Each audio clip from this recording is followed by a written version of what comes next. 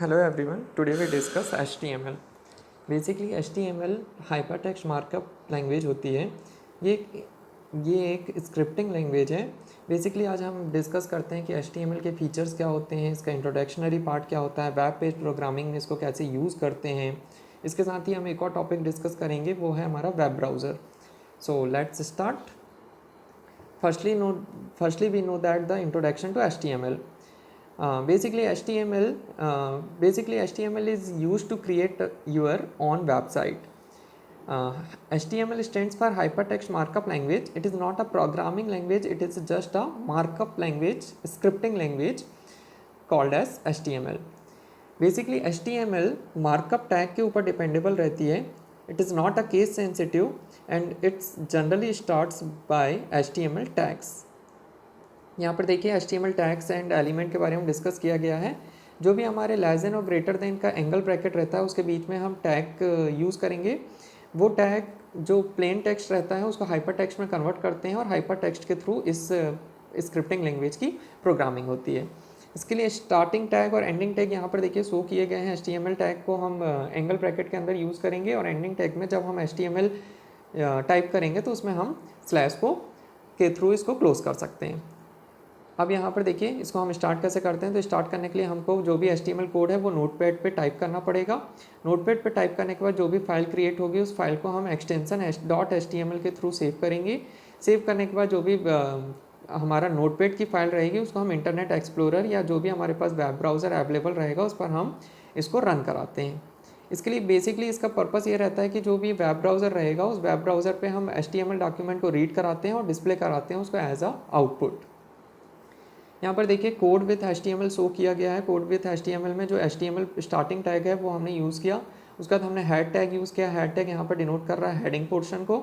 Same as it is हमारे web page का title बनाने के लिए हमने टाइटल टैग यूज़ किया है. हमने वेब पेज का टाइटल रखा है माई फर्स्ट वेब पेज.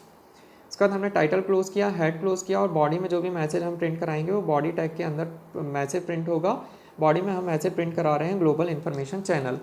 उसका बॉडी क्लोज करेंगे और HTML क्लोज करके हम इस फाइल को सेव करेंगे. सेव करने के बाद हम अपने वेब ब्राउज़र पे इस फाइल को रन कराएंगे और आउटपुट मिलेगा हमको ब्लू स्ट्रिप में हमारा टाइटल शो होगा माय फर्स्ट पेज. और जो बॉडी कंटेंट रहेंगे, बॉडी कंटेंट का जो मैसेज है ग्लोबल इन्फॉर्मेशन चैनल, वो वाइट बोर्ड में हमारा डिस्प्ले होता है. इसके बाद जो बेसिकली इसके टैग्स रहते हैं वो टैग हमने डिस्कस कर चुके हैं कि HTML हमारा डिस्क्राइब कर रहा है HTML डॉक्यूमेंट वेब पेज के हेडिंग को. हेडिंग यहाँ पर शो कर रहा है हेडर सेक्शन को. टाइटल शो कर रहा है हमारे कैप्शन या title of the bar of the page को. बॉडी हमारा शो कर रहा है content of the web page will be displayed. Same as it is जब हम स्टार्ट करते हैं तो हमने डिस्कस किया हुआ है कि HTML का स्टार्टिंग टैग और क्लोजिंग HTML के बीच में हम अपना पूरी प्रोग्रामिंग या स्क्रिप्टिंग लैंग्वेज को टाइप करेंगे. यहाँ पर देखिए एम्प्टी एलिमेंट यदि हमको शो करना है तो एम्प्टी एलिमेंट के लिए हम ब्रेक लाइन यूज़ करते हैं. ब्रेक लाइन का टैग रहता है BR.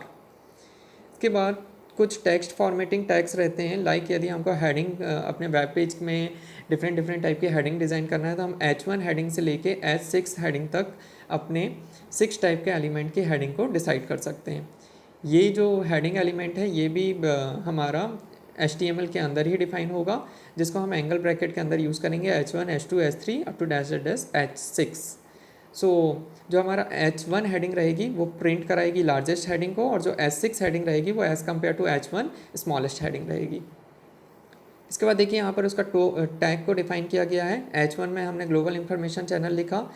ऐसा करते हुए हम H6 तक जाएंगे. H1 की जो हेडिंग रहेगी ग्लोबल इन्फॉर्मेशन चैनल वो हाईएस्ट फ़ॉन्ट पे रहेगी एज़ कम्पेयर टू H6. इसके बाद देखिए इसका आउटपुट शो हुआ. ग्लोबल इन्फॉर्मेशन चैनल आपका H1 शो कर रहा है वो बोल्ड लेटर में as compare to H6 big font में दिखाई देगा.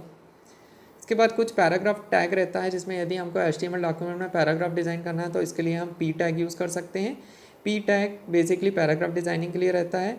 एक से अधिक यदि पैराग्राफ हमको डिज़ाइन करना है तो हम most of the times P tag को यूज़ कर सकते हैं. सेम एज इट इज़ यदि हमको प्री फॉर्मेटेड टैग यूज़ करना है तो हम अपने प्री फॉर्मेटेड फ़ॉन्ट के लिए हम प्री टैग को यूज़ कर सकते हैं. जो भी टैग हम ओपन करेंगे उसका क्लोजिंग टैग हमको जब भी कंप्लीट होगा डॉक्यूमेंट उस समय हमको उसको क्लोज करना कंपलसरी रहेगा। सेम एज इट इज़ यदि हमको HTML डॉक्यूमेंट में लाइन ब्रेक और हॉरिजेंटल लाइन यूज़ करना है तो हम इसके लिए BR टैग यूज़ कर सकते हैं, BR फॉर लाइन ब्रेक और HR for horizontal row. Horizontal row BR tag या फिर प्री टैग, P टैग जो भी हम यूज़ करेंगे वो एंगल ब्रैकेट के अंदर ही यूज़ होगा। इसके बाद देखिए यहाँ पर टेक्स्ट फॉर्मेटिंग टैग दिए हुए हैं। हर एक टैग का अपनी एक इंडिविजुअल मीनिंग है, like B, big, EM, I, small, strong, sub, super, ins, delete, TT, U, strike. हर एक फॉर्मेटिंग टैग की अपनी एक इंडिविजुअल मीनिंग है। Like B tag bold text के लिए यूज़ होता है, बिग टेक्स्ट के लिए यूज़ होता है, एम्फेसाइज टैग के लिए हम EM टैग यूज़ करते हैं, इटैलिक के लिए आई टैग यूज़ करते हैं। यदि हमको किसी डॉक्यूमेंट को डिलीट करना है तो हम DEL टैग यूज़ करेंगे। टैली टाइप टेक्स्ट के लिए हम TT यूज़ टैग को यूज़ करते हैं। यदि हमको किसी एक इंडिविजुअल वर्ड को अंडरलाइन करना है तो हम U टैग को यूज़ करते हैं। इसके बाद कुछ टेक्स्ट फॉर्मेटिंग कोड रहते हैं। टेक्स्ट फॉर्मेटिंग कोड की यहाँ पर देखिए प्रोग्राम शो किया हुआ है। BR ब्रैक लाइन के लिए यूज़ हो रहा है, B टैग बोल्ड करने के लिए यूज़ हो रहा है। Same as it is superscript के लिए हम सुपर टैग यूज़ करते हैं। BR, TT tally type command रहती है। ये जो भी टैग हम डिफाइन करेंगे बॉडी के अंदर ही डिफाइन होगा। लास्ट में हम बॉडी को क्लोज करेंगे और बॉडी के बाद HTML डॉक्यूमेंट को क्लोज करके फाइल को HTML एक्सटेंशन के साथ सेव करेंगे और सेव करने के बाद जो भी नोटपैड की फाइल रहेगी उसको हम रन कराएंगे वेब ब्राउज़र पे और हमको एक पार्टिकुलर आउटपुट प्रोवाइड करेगा हमारा HTML स्क्रिप्टिंग लैंग्वेज। इसके बाद देखिए यदि हमको अपने डॉक्यूमेंट की फ़ॉन्ट डिसाइड करना है तो फ़ॉन्ट टैग को हमको यूज़ करना पड़ेगा। फ़ॉन्ट टैग में हम फ़ॉन्ट टैग को यूज़ करके उसमें स्पेसिफिक टैग को फ़ॉन्ट साइज को दे सकते हैं, like Arial, comic sans, MS, Lucida sans, Unicode, Arial black, ये सारी फ़ॉन्ट के नाम होते हैं जिसमें हम डिफ़ाइन कर सकते हैं अपने डॉक्यूमेंट की फ़ॉन्ट को। यदि हमको अपने बैकग्राउंड का टेक्स्ट कलर देना है या बैकग्राउंड कलर देना है तो उसके लिए हम बॉडी BG कलर यूज़ कर सकते हैं। हमको टैग यूज़ करना पड़ेगा BG colour equal to double inverted comma में जो भी हम कलर कॉम्बिनेशन देना चाहते हैं वो देंगे। टैग को क्लोज करेंगे और फाइल को रन कराएंगे तो हमारा जो डॉक्यूमेंट का बैकग्राउंड रहेगा वो जो भी कलर हम डिसाइड किए हुए हैं उस कलर में हमारा बैकग्राउंड डिस्प्ले करने लगेगा। सेम एज इट इज़ यदि हमको टेक्स्ट अलाइनमेंट डिसाइड करना है, लाइक हम अपने चाहते हैं डॉक्यूमेंट को लेफ्ट साइड में, राइट साइड में या सेंटर में, तो हम टेक्स्ट अलाइनमेंट दे सकते हैं। उसके लिए हमको टैग यूज़ करना पड़ेगा align equal to double inverted comma में जो भी हम टेक्स्ट अलाइनमेंट चाहते हैं वो हम यहाँ पर डिसाइड कर सकते हैं। इसके बाद यदि हमको अपने वेब पेज में इमेज इंसर्ट करना है तो हम उसके लिए टैग यूज़ कर सकते हैं IMG SRC equal to double inverted comma में उस पिक्चर का नाम दे सकते हैं हम विथ एक्सटेंशन, या फिर हम उस पिक्चर का पर्टिकुलर लोकेशन यहाँ पर शो करा सकते हैं। उसकी विड्थ और हाइट को भी हम यहाँ पर डिसाइड कर सकते हैं अपने वेब पेज के साइज के according. So image tag basically हमारा डिस्प्ले कराता है IMG SRC के थ्रू। इसके बाद कुछ हमारा HTML टैग का यहाँ पर देखिए कलर कोडिंग दी हुई है। कलर कोडिंग के लिए हम डिफरेंट टाइप के कैप्स को यूज़ कर सकते हैं, टैग को यूज़ कर सकते हैं, like cell spacing, cell padding, row span, border, ये सारा हमारा टैग होते हैं जो बॉडी के अंदर डिफाइन है। इसके बाद यदि हमको कुछ टेबल क्रिएट करना है तो टेबल क्रिएट करने के लिए हमको टेबल रो डिज़ाइन करने के लिए TR टैग लेना पड़ेगा जो टेबल टैग के अंदर डिफाइन होंगे। TD टैग लेना पड़ता है टेबल डेटा के लिए और TH टैग लेना पड़ता है हमको TH टेबल हेडिंग के लिए।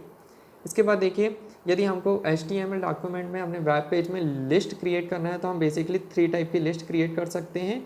लिस्ट के थ्रू हम अपने आइटम को या एलिमेंट सीक्वेंस को एज अ डॉक्यूमेंट कंटेंट के फॉर्म में शो करा सकते हैं। बेसिकली HTML लिस्ट 3 टाइप की होती हैं। फर्स्ट होता है अनऑर्डर्ड लिस्ट, ऑर्डर्ड लिस्ट और डेफिनेशन लिस्ट।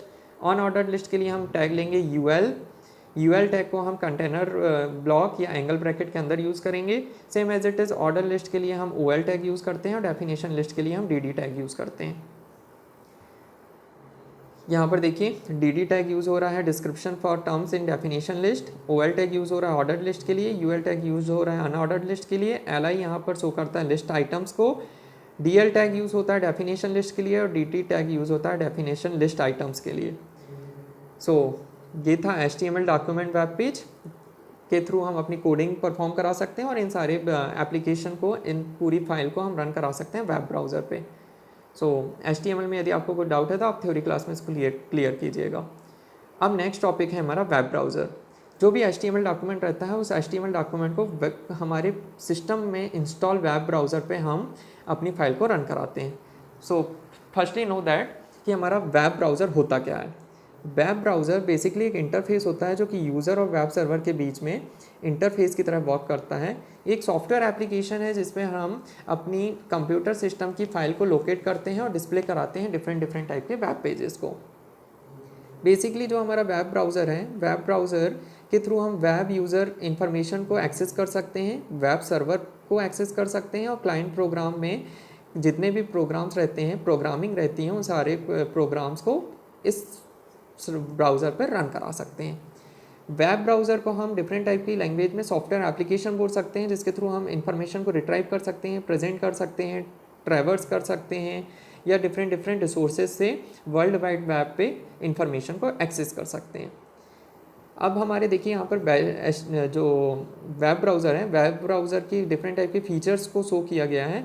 इसके डिफरेंट टाइप के फीचर्स होते हैं, लाइक फर्स्ट फीचर है जैसे कि allow the user to open multiple information resources at the same time. Second feature है इसका कि refresh and stop buttons for refreshing and stopping the loading of current document. Third feature है हमारा कि home button get information you to your home page information. Fourth feature है इसका कि major browsers also include the popup blockers to prevent unwanted windows for popping up without the user consent. इसके बाद देखिए component of web browser हैं। To type के component हमारा web browser provide करता है। फर्स्ट होता है यूज़र इंटरफेस और सेकंड होता है रेंडरिंग इंजन। यूज़र इंटरफेस क्या करता है कि जो भी address bar, back, forward button, home button या बुक मार्किंग, पॉपअप इनेबलिंग के लिए हम यूज़ करते हैं यूज़र इंटरफेस को।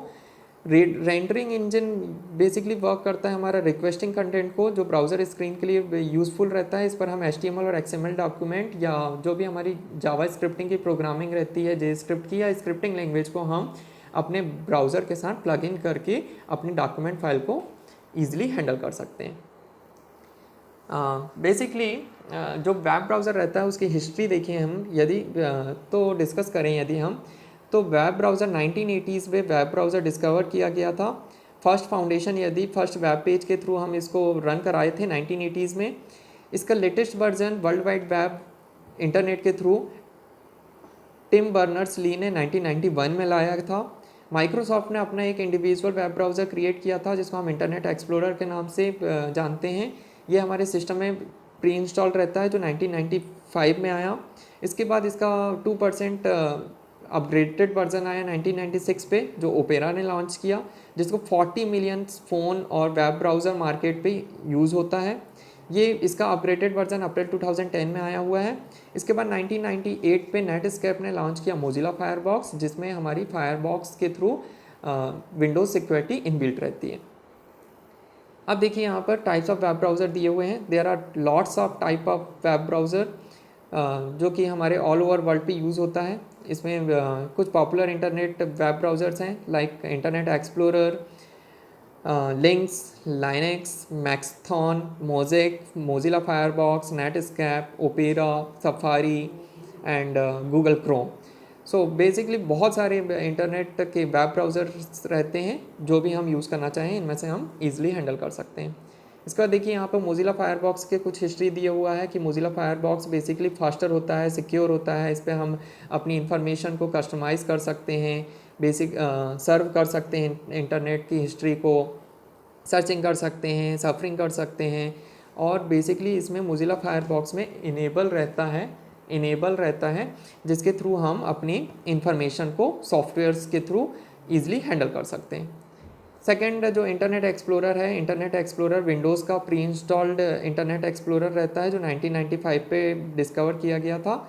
ये ग्राफिकल वेब ब्राउज़र रहता है। ग्राफिकल वेब ब्राउज़र पर हम अपनी इंफॉर्मेशन को स्क्रिप्टिंग लैंग्वेज के थ्रू अपनी फाइल्स को रन करा सकते हैं और अपने सारे चैनल के जो विंडोज़ की सिक्योरिटी रहती है उसको ईजिली हैंडल कर सकते हैं। इसके बाद देखिए गूगल का एक अपना इंडिविजुअल वेब ब्राउज़र है जो डिस्कवर किया गूगल ने, जिसको हम गूगल क्रोम के नाम से जानते हैं। ये बेसिकली यूज़ होता है वेबकिट लेआउट इंजन के लिए, जिस पर हम एप्लीकेशन फ्रेमवर्क को ईजिली हैंडल कर सकते हैं। इसका अपग्रेडेड वर्जन या बीटा वर्जन 2 सितंबर 2008 में आया और पब्लिकली प्लेटफॉर्म पे इसको हमने 11 दिसंबर 2008 से इसको यूज़ करना स्टार्ट किया। सो Google Chrome, Mozilla firebox, opera, internet explorer, ये जो मेनली हाईली वेब ब्राउज़र्स हैं जो बेसिकली यूज़ होते हैं, जिसमें हम प्लगइन्स करके अपनी जावा स्क्रिप्टिंग की फ़ाइल, HTML की फ़ाइल, XML की प्लगइन्स करके अपनी स्क्रिप्टिंग लैंग्वेज को ईजिली हैंडल कर सकते हैं और अपने वेब पेज को के आउटपुट को शो करा सकते हैं। सो आज हमने पढ़ा HTML क्या होता है, HTML के बाद वेब ब्राउज़र क्या होता है। यदि इन दोनों टॉपिक में आपको कुछ डाउट है तो आप थ्योरी क्लास में दोनों टॉपिक के डाउट को डिस्कस कीजिएगा। आज की वीडियो में इतना ही। नेक्स्ट क्लास में हम नेक्स्ट टॉपिक को कवर अप करेंगे। Thank you.